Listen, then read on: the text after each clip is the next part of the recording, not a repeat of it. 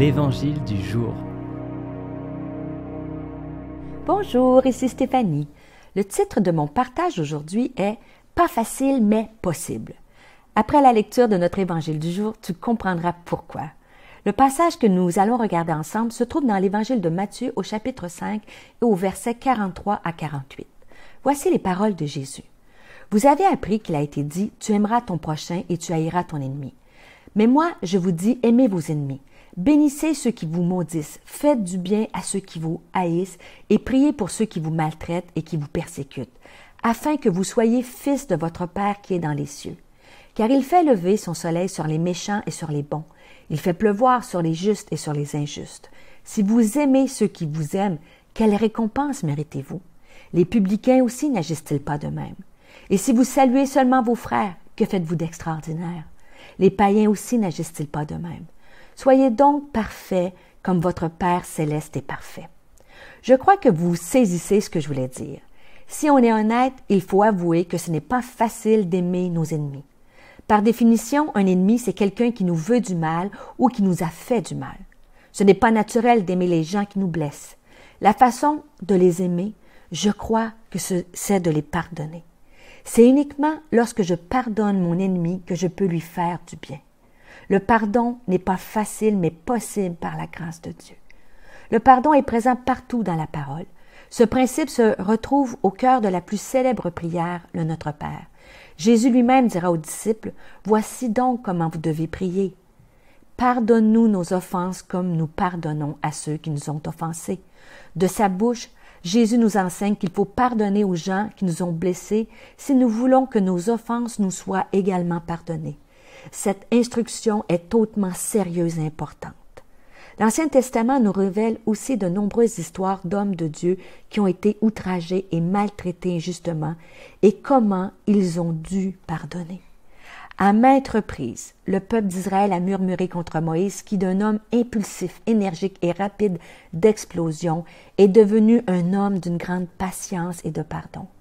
Malgré sa loyauté envers le roi Saül, David fut victime de ses tromperies et de ses dangereuses attaques. Il fut ainsi soumis à un test de pardon extrêmement difficile. Mais que dire de Joseph? Selon moi, c'est la plus grande et remarquable histoire de pardon des Écritures. Ce récit est décrit dans le livre de la Genèse du chapitre 37 au chapitre 47. Joseph est né dans une famille dysfonctionnelle et profondément cruelle. Ses frères, horriblement jaloux de lui, le vendirent comme esclave. Il sera accusé de façon mensongère par la femme de Potiphar, son patron, alors qu'il était innocent. On le jettera en prison où il souffrira injustement, se pensant oublié de Dieu. Cet homme est confronté à la douleur d'avoir été abandonné, maltraité par des gens qui lui étaient proches et où il a finalement décidé de pardonner.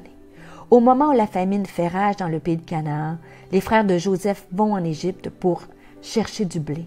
À cette époque, Joseph commandait le pays. Après les avoir mis à l'épreuve, arrive le moment crucial où Joseph doit se dévoiler et faire face à son passé et à ses blessures. La Bible nous dit qu'il ne fut plus capable de se contenir. C'en était trop. Je crois que Joseph voulait en finir avec cette douleur. Il se fit alors connaître à ses frères. Et permettez-moi de citer les Écritures. Les mots sont tellement puissants. Joseph éleva la voix en pleurant. Les Égyptiens l'entendirent et la maison de Pharaon l'entendit. Joseph dit à ses frères, « Je suis Joseph, votre frère que vous avez vendu pour être mené en Égypte.